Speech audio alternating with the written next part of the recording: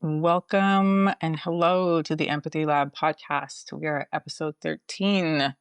It's almost the first week of April. It's actually Sunday, March 29th, which means two things are happening simultaneously. Spring is doing what spring does, insisting. The ground that froze all winter we're hoping to be soft again. We keep getting hit with various different climate climate type of things. It's kind of funny. And also things that went underground in October are pushing back through. You probably can feel it in your body, whether you live somewhere with 4 seasons, 2 seasons, a real season right now or not. Something in us, in the organism, knows the dormant period is over. Aries season has begun. It is time to move. And like most things that happen, Q2 has just opened, which means someone, your manager, your board, your own internal performance review, the blank page of a new quarter, if you are into that type of work, or maybe you work for yourself, or maybe you volunteer, or maybe you do something that truly lights you up. And as I was saying before, if you're in areas where questions are asked, internal reviews happen, they start talking about cues, blank pages, and somewhere along the line, someone has asked you, or maybe you've asked yourself, what do you want to accomplish? And I want to ask you something. If it happened to you this week that just passed, or you've been thinking about it this weekend, when that question arrived, what do you want to accomplish? What do you want to do? In whatever form it took, did you answer it with your number? Your real ask, as we say? The full version of what you want? Or did you do what we all do, or most of us do, what we in the lab like to call, and what we were talking about this week because we were having this conversation, and we asked, did we run the edit on ourselves first? And what that is it's the pre-negotiation.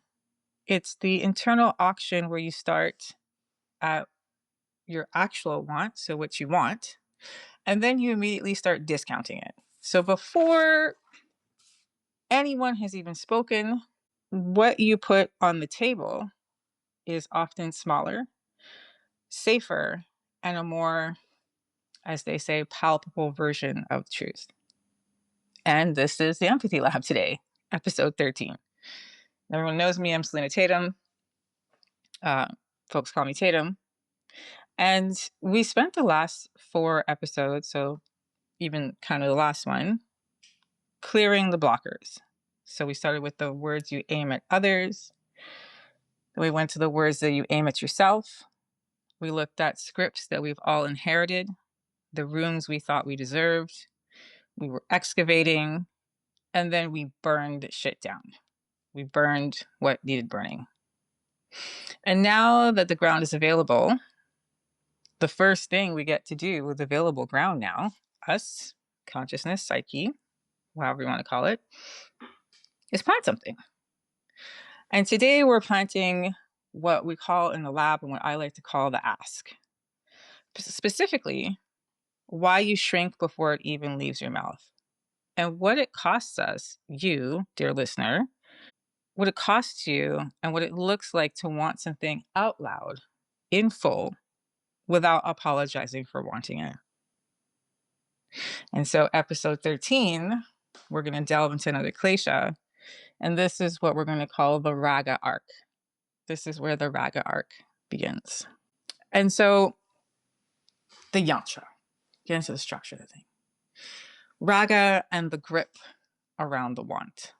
Let me, as I was saying, going to introduce you to the next klesha, or for those of you that are like, I don't like that word, or however you're feeling about it, that's what it's called. We can also call it the kinetic energy tax, or the KETS. You know this feeling. You have something you want, be it a raise, a boundary, an hour alone, a creative project that scares you with how much you want it because you can taste it. a relationship that asks you to be fully seen. And before the ask even forms into language, before you've decided what words to use, something grips, maybe inside of you, maybe outside of you. A tightening, I like to say, around the wanting of the thing itself. A managing, a preemptive shrink of the desire before it can even be witnessed. That I've just explained, that grip is raga. In tantric philosophy, yogic philosophy, raga is the klesha of clinging and attachment. And right here is what most people misunderstand about raga. It's very subtle, like the rest. To get more subtle as we go along. Ragas is not about wanting too much. It is about the relationship with the wanting. The clinging is not to the thing that you want itself. It is to the outcome, to the yes, the approval, to not be too much for the room. Ragas turns the clean desire into a performance of need.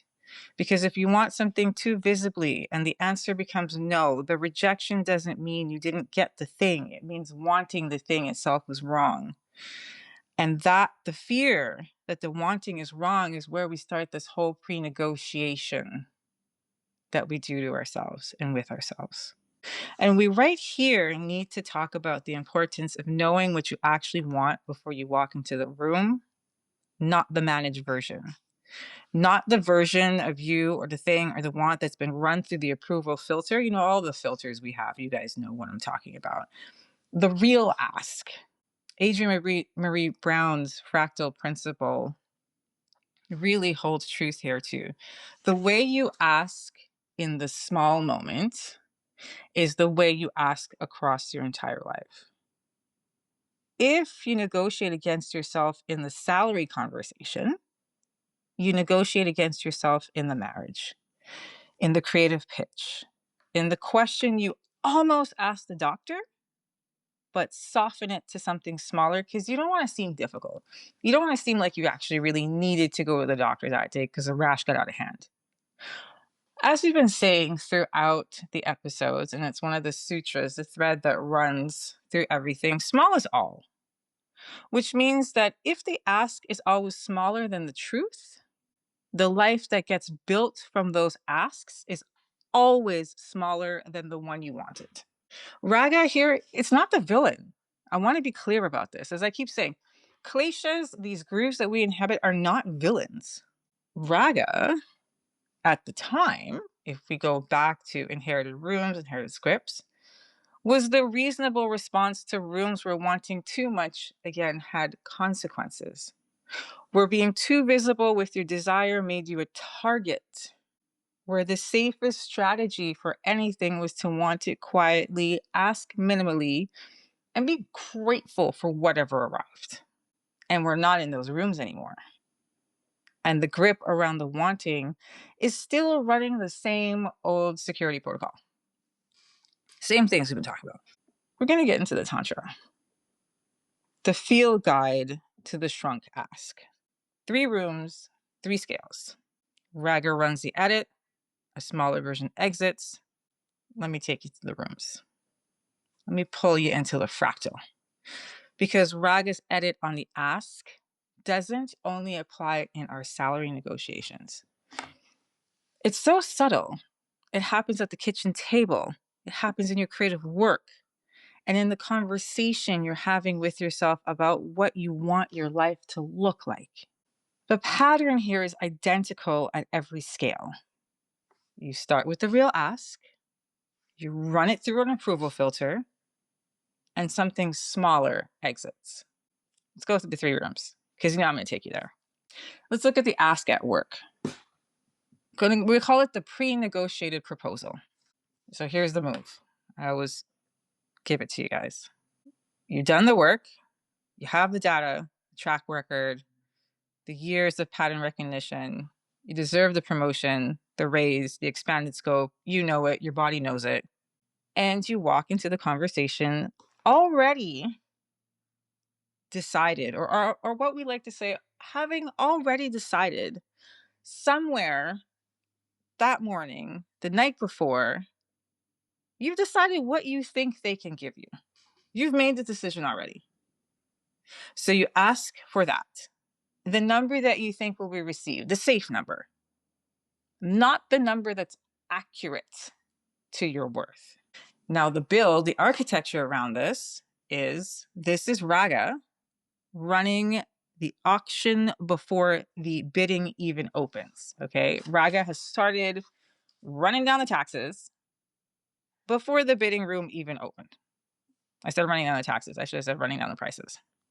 And what this is that you have, and we've all done this. When I say you, I'm not direct, you, all of us. I've done this a bajillion times. I probably did it this week. Okay. All of us have become so attached to the outcome, so completely to the yes. And what the outcome is the yes. To not be seen as greedy, to not be disrupting the relationship, that we have pre-collapsed the ask to protect ourselves from a no that hasn't even happened yet. Your boss hasn't spoken, the AVP, the VP, the director hasn't said anything, the room hasn't responded, and yet still you've already taken the loss. Wow. Here's the rag attacks or the cats. You receive what you asked for, which is less than what you are worth. And what happens is you leave the room having negotiated with yourself and lost, while the other persons or people didn't have to do anything at all. I want to be super specific about something here.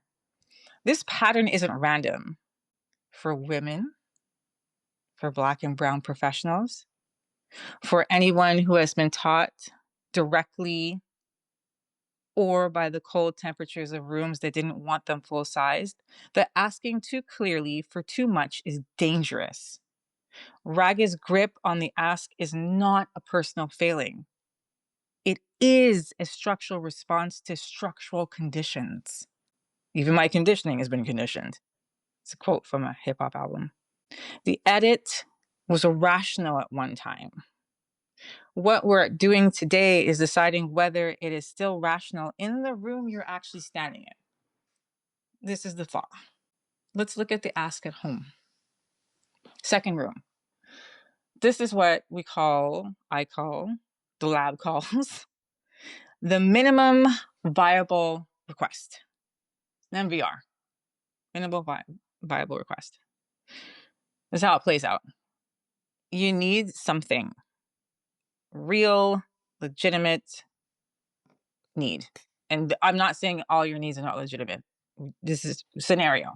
We're persona playing. You need a night off, a conversation about the division of labor, help with the invisible architecture of a household that lives in your body and not on any shared calendar. And what exits your mouth is the minimum viable version, not the full ask. It becomes the ask you think won't cost you the piece of the room, not I need a week. Instead, it's I just need an hour, not I need this entire system redesigned. Instead, could you maybe just help with the dishes tonight? Sound familiar? Mm-hmm. Here's the architecture. And I'm going to slow it down because it's deep and it's heavy. And to hold it requires us to open to patterns and behaviors and grooves that we may or may not realize are there. The home is where Raga's grip is one of the tightest because the stakes at home are the highest. The want is more exposed here at home. You can't present it as a business case. You can't hide behind a data or a spreadsheet or a tool or whatever. The ask at home requires you to be seen wanting something from someone whose opinion of you matters more than any VP, your bosses, maybe, I don't know. And that visibility is where abivanesha, we talked, the survival fear we mapped in the blocker art, the fear of survival, okay? Identity survival. This is where Abhimanesha hands the baton directly to Raga, like, yo, here. Fear of annihilation, you're not needed anymore, becomes clinging to approval. As the grip tightens, what you ask for shrinks. And the Raga tax, or the KET, kinetic energy tax, the minimum viable request, the minimum viable ask gets a minimum viable response. The underlying want that you have goes unmet. You absorb the difference here silently. Somewhere between the dishes and that invisible checklist and the third minimum request you made, because you scale it down, the resentment that was never a part of anything starts building in the architecture. Heavy pause here. You can all carry that. Third room, the ask inside. The dream you negotiated down before anyone even heard it. Here's the move, and we do this to ourselves now, all right? We gotta, y'all. If you're screaming at me right now, you can fight me in the comments. I really appreciate those of you that decide to leave me a message, uh, fight me, not fight me in the comments. Send me messages, texts for those of you that know how to actually reach me in the world about how you feel, your response to what I'm saying. It is so important for the work and for us collectively as a community of folks who are here in the Empathy Lab tuning in to see where our grooves might be together, non-judgment, because no one can say anything, but you guys can all say stuff to me. We're going to go into the heaviest room. I saved it for the third room because it's something that we all do, and I want us to be very crystal clear about this, that we do, the dreams that we negotiate down before anybody has ever heard them. And the move is like this. Picture it. It's not going to be Sicily. Quote the Golden Girls. There is something you want to build. There's something you want to write, start, become, something that lives inside of you full size, the real version of you, or the real version, the version that scares you with its specificity and its scale, the magnitude of what you see yourself being. And somewhere between the moment of wanting and the moment of telling anyone, including yourself, in your journal, in the quiet, in the shower, you run the edit. No, yes, you do. You make it smaller, make it more realistic, more palpable. In essence, you pre-approve the reduced version, so the grief of the real want doesn't have to be witnessed. It's hard, huh? It's like, whoa, it's a whoa. Yo, she really came at us today. And because I do this to myself. I do it all the time. All the time. That's why I'm out here doing this work. I do this all the time. I'll tell you what, the architecture, the build of this is Raga operating at a scale without an audience. That's the fucking crazy part. There's no audience. There's no one we're telling. This is us with us and us.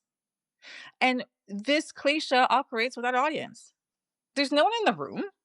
There's no VP to impress, no partner to manage, no committee to approve, no kid looking at you. And we're still negotiating against ourselves. This is the most expensive version of the KET, of the Raga tax, because it happens entirely inside of us. Before the want ever gets the chance to be tested against reality, we have already edited it and audited it down. We have already decided what the world will allow us to want. It's fucked up. And at the same time, we make ourselves so small inside our own minds to match what we think the world will allow us to want. Yo, let me tell you how that, even writing that, y'all, even writing that, I had to put my pen down and be like, ugh, what? Okay, right on. What you pay attention to grows. What we pay attention to naturally grows. Your intention flows where your attention grows. The want you pay attention to, even in the smallest amount of internal negotiation, is the want that sets the pattern for the whole life. The dream you negotiate down in your journal is the life you're going to build, y'all. And what I love is that we're all out here journaling, or I like to think that we're all out here journaling.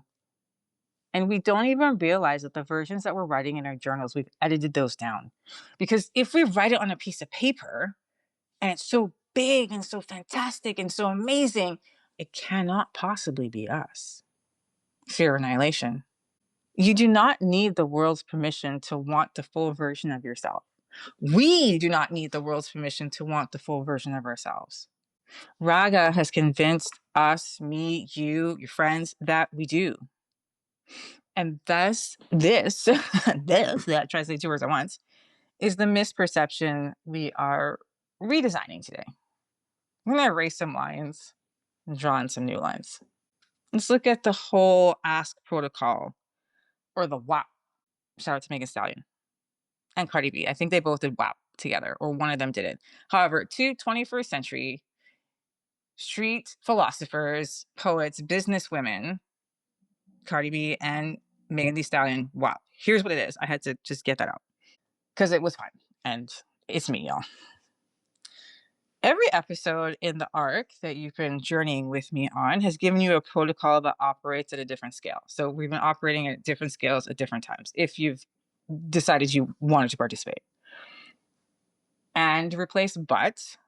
So we were looking at removing the but from our words that we weaponize against other people and ourselves and put and in there.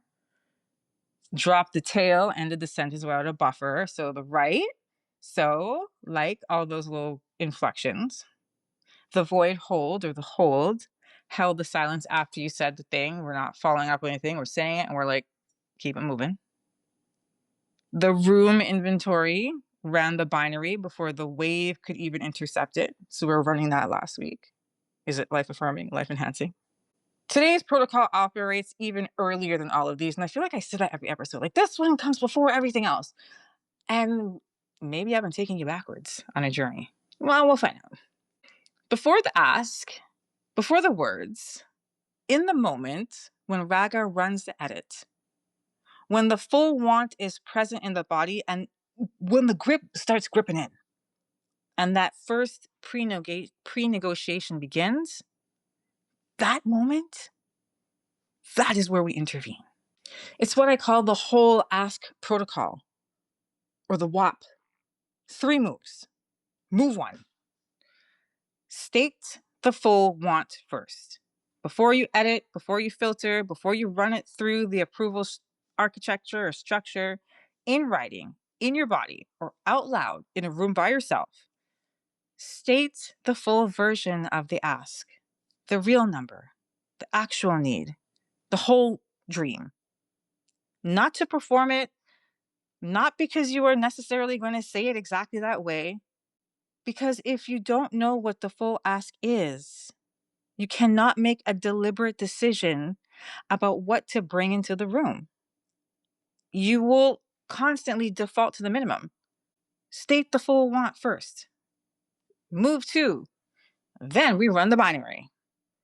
Is this ask life affirming? Is it life enhancing? You know this one now. You've been running it on full throttle, I'm hoping, last week. Run it now on the full want before you run it on the reduced version. Because often what happens is we run the binary on the edited ask, the safe version. And it always comes back as a yes because it doesn't threaten anything. The full ask is the one that needs the binary. If the full want is life affirming and life enhancing, and it usually is, then the edit is raga, not wisdom. You can name it. You have a name for it now. Move 3. The WAP. No tail. Say the full version. Clean. No preamble that apologizes for the state of the want or the size of the want. No post-amble that softens it after it lands. The whole ask sounds like this. I want the senior role, the salary of X to Y, and a clear pathway to the extended scope of this. How do I get there? The journey I need to take within the next 6 months.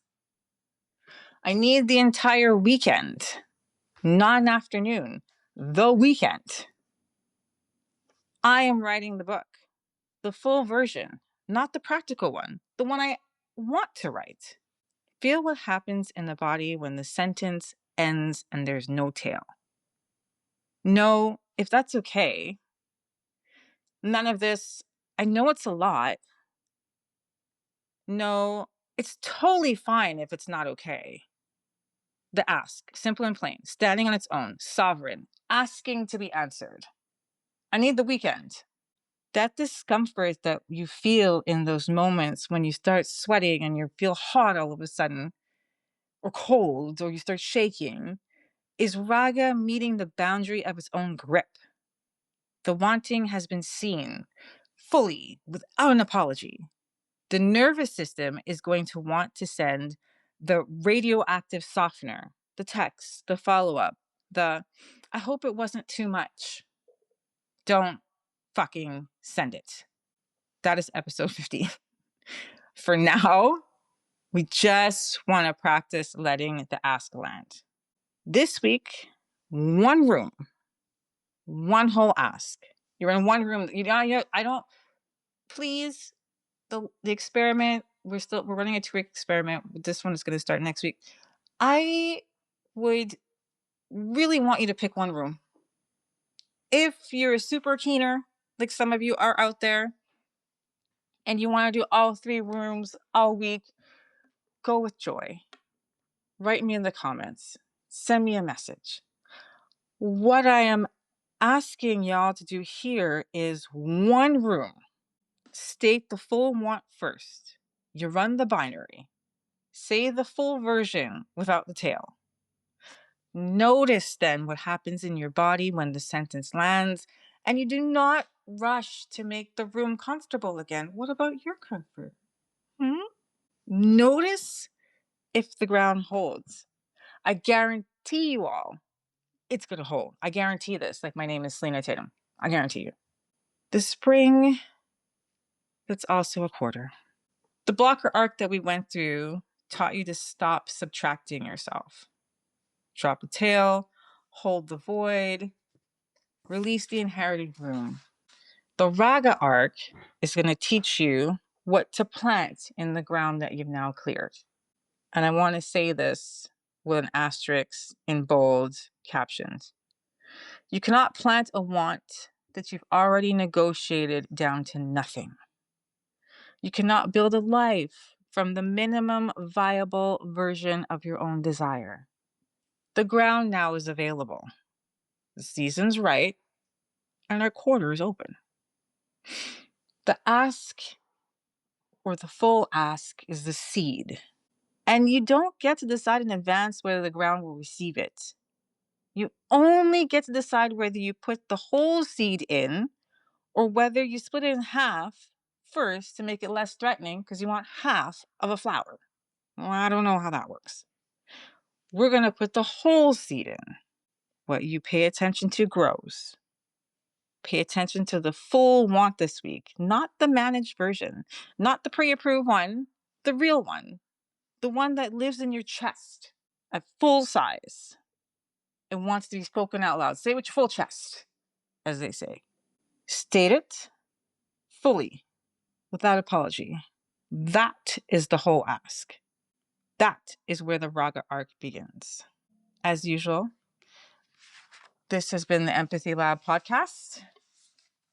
I want you to take care of yourself. I'd like you to take care of each other. I'd like you to run the WAP in one room. And if you want to go through all 3, please let me know how that works out for you. Because I'm curious. I go through all 3 all the time. But I'm just asking for one. Stay hydrated. Take very good care of yourself and each other, as I said before. And I'll see you next week for episode 14. This has been Tatum. Empathy Lab. Peace.